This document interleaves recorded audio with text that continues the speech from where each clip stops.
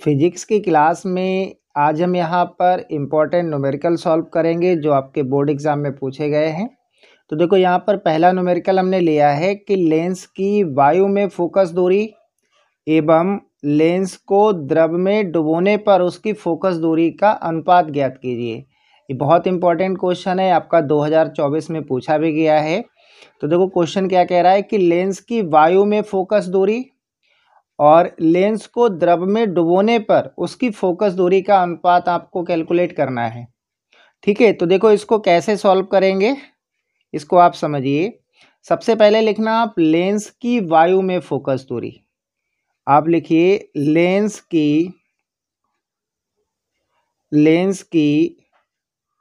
वायु में फोकस दूरी, लेंस की वायु में फोकस दूरी। अब देखो लेंस की वायु में फोकस दूरी क्या होगी, एफ ए हो जाएगी।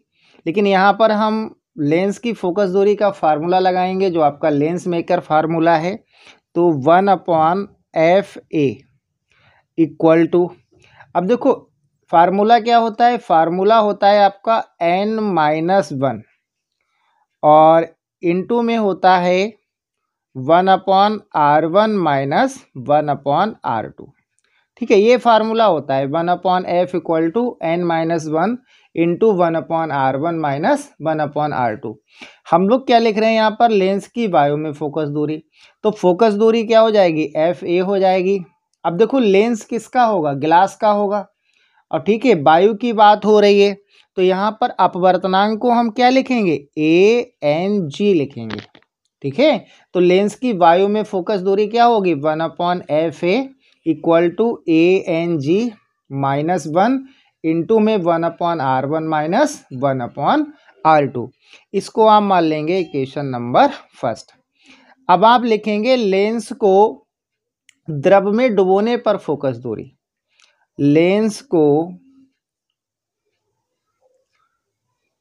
द्रव में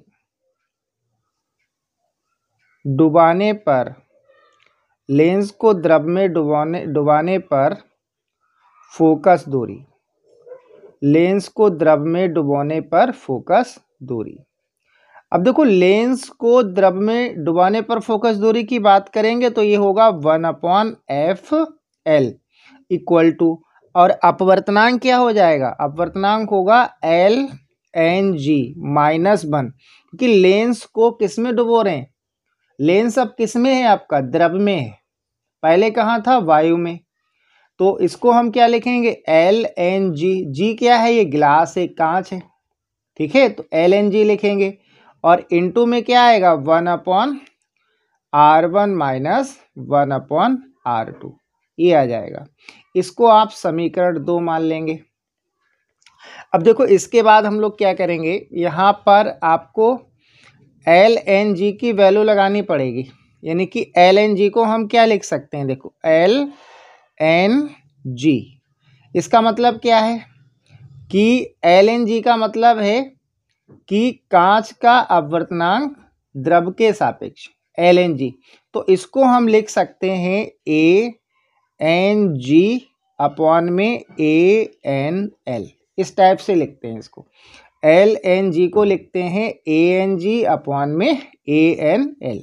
अब देखो ये जो वैल्यू है आपकी, ये जो आपने एल एन जी का जो मान कैलकुलेट किया है, ये आपको यहाँ पर पुट करना है इक्वेशन नंबर 2 में।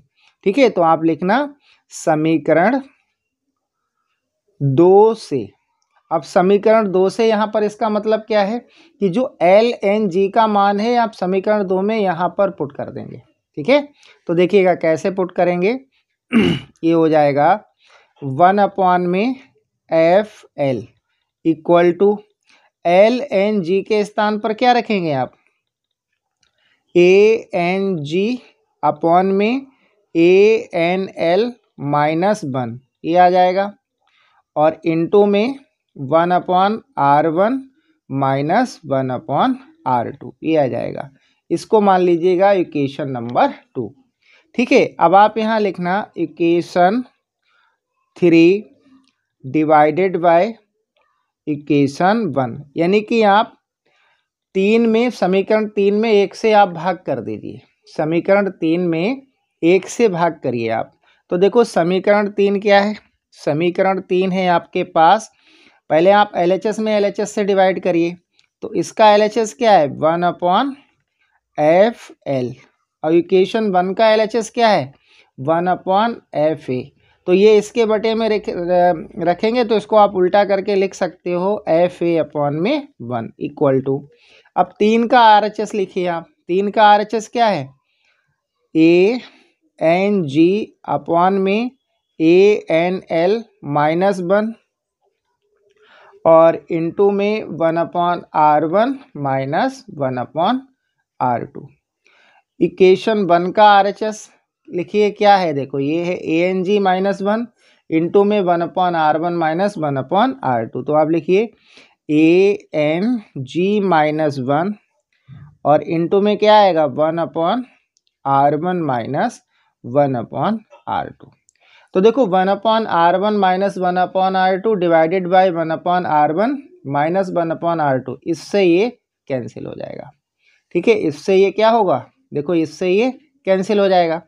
तो क्या बचेगा आपके पास, इसको हम लिख सकते हैं FA/FL इक्वल टू, बचा क्या आपके पास, ANG/ANL-1 और इसके बटे में बचा है आपके पास ANG-1, ये आ गया। ठीक है, अब इसको आप सॉल्व करेंगे तो देखो FA/FL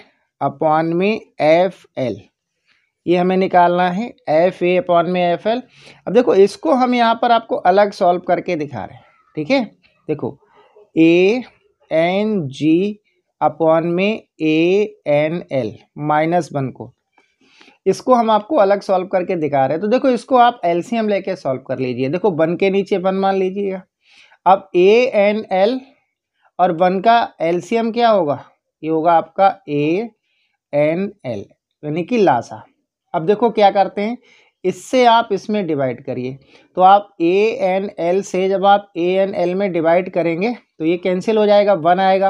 अब 1 की आप इसमें मल्टीप्लाई करिए, तो 1 की जब आप ANG में मल्टीप्लाई करेंगे तो क्या आएगा, ANG आएगा। माइनस है तो माइनस लगाइए। अब आप ANL में 1 से डिवाइड करिए, तो आप जब 1 से इसमें डिवाइड करेंगे तो क्या आएगा, ANL आएगा।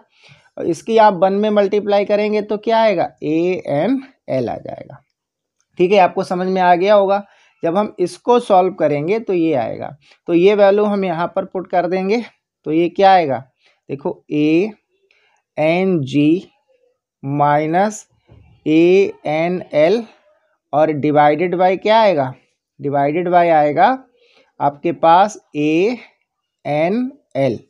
और यहाँ देखो इसके डिवाइडेड में क्या था, इसको आप लिख सकते हो इस टाइप से ANG-1, ये आ जाएगा। ठीक है, या हम इसको ऐसे भी लिख सकते हैं FA/FL इक्वल टू, देखो ANG-ANL और डिवाइडेड बाय ANG-1 और इनटू में ये वाला ANL।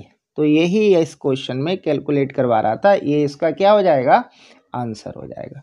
बहुत इंपॉर्टेंट क्वेश्चन है, ये आपका एग्जाम में पूछा गया है, 2024 में आया है। इसको आप लोग बहुत अच्छे से कर लेना। ठीक है, तो आंसर क्या आ जाएगा, FA/FL आ जाएगा, ANG माइनस का ANL/ANG-1 और इनटू में ANL।